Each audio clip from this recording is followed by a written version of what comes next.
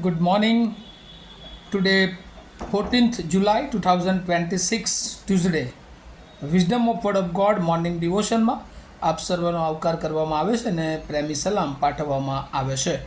આજે સવારે આપણે પ્રભુના વચનોમાંથી નીતિવચનો એનો 16મો અધ્યાય અને એની 17મી કલમ પર પ્રભુનું ટૂંકું વચન મનન કરવા માગીએ છીએ. પ્રોબ્સ ચેપ્ટર 16 વર્સ 17 અને પ્રભુનું વચન આપણને આ પ્રમાણે કહે છે, ભૂંડાઈથી દૂર જવું એ જ પ્રમાણિક માણસનો ધોરી રસ્તો છે. જે પોતાનો માર્ગ સંભાળે છે તે પોતાના આત્માનું રક્ષણ કરે છે. એ જ પ્રમાણે NIV બાઇબલ પ્રમાણે Proverbs chapter 16 verse 17, the highway of the upright avoids evil, he who guards his way guards his life. અને આ પ્રભુનું વચન છે ને એને એક થીમ અથવા એક મુદ્રાલેખમાં આપણે જો જોઈએ તો રાઇચિયસનેસ પ્રિવેન્શન ઓફ એવિલ, પ્રમાણિકપણું એ દુષ્ટતાનું નિવારણ છે. અને આપણે જોઈએ છે કે પ્રમાણિકપણા દ્વારા જ્યારે આપણે જીવન જીવીએ છીએ ત્યારે પ્રમાણિકપણું એ જાણે કે આપણા જીવનનું સુરક્ષા કવચ સમાન એ બાબત છે તેમ આપણે બાઇબલમાં જોઈએ છે. જે લોકોને માટે બાઇબલમાં સાક્ષી આપવામાં આવી છે કે તેઓ પ્રમાણિક છે, તેઓ ન્યાયી છે, એમના જીવનોમાં તકલીફો આવી, મુશ્કેલીઓ આવી, પણ એમના જીવનોમાંથી બે મહત્ત્વની બાબતો એ આપણે શીખીએ છીએ. અને આ શાસ્ત્ર ભાગમાંથી પણ આપણને પ્રભુ બે મહત્ત્વની બાબતો એ પ્રમાણિકપણું એ દુષ્ટતાના નિવારણ તરીકે એ શીખવવા માગે છે. પહેલી બાબત જે આપણને અહીંયા શીખવા મળે છે, અવોઇડ એવિલ. જેવું આપણે પ્રમાણિક રહેવું છે, પ્રમાણિકતાના માર્ગે આગળ વધવું છે, તો આપણે દુષ્ટતા અથવા ભૂંડાઈથી દૂર રહેવું જોઈએ. કારણ કે જો આપણે આપણા જીવનને એ ભૂંડાઈથી દૂર રાખતા નથી તો એ ભૂંડાઈ, એ દુષ્ટતા એ શૈતાનનું હથિયાર છે અને એ આપણને હંમેશા એ દુષ્ટ બનાવી દે છે. જેમ ઉદાહરણમાં આપણે જોઈએ કે સાપ હોય, જો એને ખિસ્સામાં મૂકીએ તો એ કરડ્યા વગર રહે નહીં.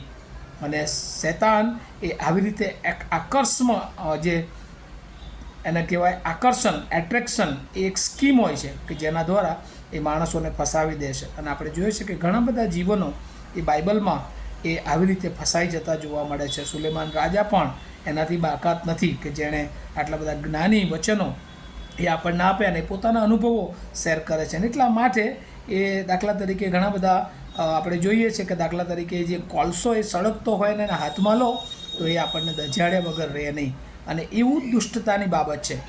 એ કોઈ પણ નાની દુષ્ટ બાબતો હોય કે મોટી દુષ્ટ બાબતો હોય, જે ઈશ્વરને ન ગમતી બાબતો હોય, જે ભૂંડી બાબતો હોય, જો એનાથી આપણા જીવનને આપણે અલગ કરતા નથી તો એક દિવસ એ દુષ્ટતા એ આપણને કંટ્રોલ કરી લેતી હોય છે. અને એટલા માટે પહેલી બાબત, જો આપણે પ્રમાણિક રીતે જીવન જીવવું છે તો આપણા જીવનને એ દુષ્ટતાથી દૂર રાખવી જોઈએ.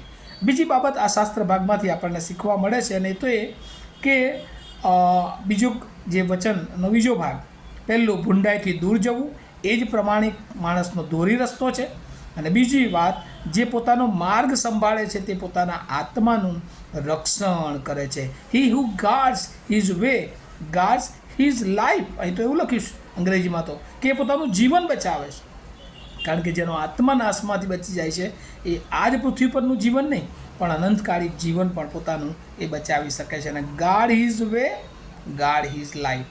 અને એટલે તેનું જે માર્ગ જે આપણા જીવનનો છે, જો એ આપણે સંભાળ રાખીએ છીએ તો આપણે આપણા આત્માનું એ રક્ષણ કરીએ છીએ. એટલે સેફ ગાર્ડ આપણે જોઈએ છે કે ઘણા બધા એ આપણને બાબતો એવી આપવામાં આવી છે કે જે દ્વારા આપણે આપણા માર્ગનું સંભાળ લઈએ છીએ. જ્યારે આપણે પ્રભુમાં જીવન જીવીએ છીએ ત્યારે દુષ્ટતાની બાબતો આપણી સામે આવે છે ત્યારે પ્રભુ આપણને ગાઈડ કરે છે, પ્રભુ આપણને દોરવણી આપે છે, પ્રભુ આપણને સાચવે છે. પણ તેમ છતાં જો આપણે દુષ્ટતા તરફ આગળ વધીએ છીએ તો એક દિવસ એ આપણો નાશ એ નક્કી છે. અને એટલા માટે આજનું જે થીમ પ્રમાણિકતા જો જીવનમાં છે તો એ દુષ્ટતાનું નિવારણ છે. ગમે એવા શૈતાનના કુયુક્તિઓ કાર્યો આપણા જીવનોમાં આવે પણ જો આપણે પ્રમાણિકપણે પ્રભુને વિશ્વાસુ છીએ, આપણે પ્રભુના બાળકો તરીકે જીવન જીવીએ છીએ તો આપણે કોઈ ચિંતા કરવાની જરૂર નથી. પણ આપણી જાતને હંમેશા દુષ્ટતાથી એ દૂર રાખવાની જરૂર છે. જ્યાં એવું લાગે કે અહીંયા દુષ્ટ છે પ્રભુના એક સેવક બિલી ગ્રેહામ પણ એવું કહે છે કે જો પાપ તમારી સામે આવે તો તમે એનાથી દૂર ભાગી જાઓ. યુસુફના જીવનમાં પણ આપણે જોઈએ છીએ કે જે વ્યભિચારની બાબતો આવી પણ એ દૂર ભાગી ગયો. એવા અસંખ્ય લોકો છે કે જેઓ પ્રમાણિક રહ્યા, પોતાના જીવનને વિશ્વાસુ, પ્રભુને વિશ્વાસુ રહ્યા અને તેઓ બચી ગયા. અને ઘણા લોકો એ પાપનું પારખું કરવા ગયા અને તેઓ પાપમાં એ ફસાઈ ગયા. અને આજે સવારે પ્રભુ તમને ને મને એ શીખવવા માગે છે કે જો આપણું જીવન એ ભૂંડાઈથી દૂર રાખીશું, જો આપણે આપણા માર્ગનો સંભાળ રાખીશું, આત્માનું રક્ષણ કરીશું, બીજા અર્થમાં રોજ આપણે પ્રભુની સાનિધ્યમાં રહીશું, પ્રભુના વચનોમાં રહીશું, પ્રભુના આત્મિક જીવનમાં આગળ વધીશું, પ્રભુના કાર્યમાં, સેવામાં આપણે વપરાતા રહીશું, તો ચોક્કસ પ્રભુ આપણા જીવનને એ દુષ્ટતાથી દૂર રાખશે. પ્રભુના એક મહાન સેવક D.L. મૂડી એ પ્રમાણે કહે છે કે બાઇબલ તમને પાપથી દૂર રાખશે અને પાપ તમને બાઇબલથી દૂર રાખશે. અને જો આ વચન આપણે શીખ્યા છીએ ત્યારે આપણે આપણા જીવનને હંમેશા એ દુષ્ટ બાબતો, એ પાપથી દૂર રાખીએ કે જેથી કરીને ઈશ્વરના આશીર્વાદો અને અનંતકાળિક નાશથી આપણું જીવન પ્રભુ બચાવે અને અનંતકાળિક જીવન આપણા આત્માની સંભાળ આપણે રાખી શકીએ. આ વચનો સમજવાને માટે પ્રભુ એની બહુ જ કૃપા આપણે સર્વને આપો. આવો આપણે પ્રાર્થના કરીએ. પ્રભુ, અમે આભાર માનીએ છીએ તમારા અદ્ભુત વચનોને માટે. આજે સવારે ફરી એકવાર પ્રભુ આ અદ્ભુત વચનો તમે અમને આપ્યા છે ત્યારે એ વચનો શીખવાને માટે, એ વચનો સાંભળવાને માટે અને એ વચનો મારા જીવનમાં ઉતારવાને માટે તમારા આત્માની દોરવણી તમે અમને પૂરી પાડો.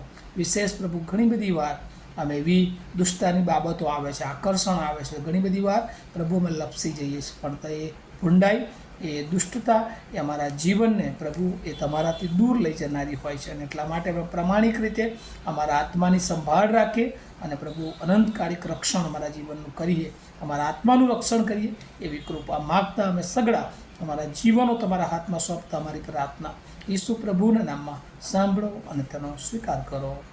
Amen. Have a nice day to all of you. Thank you.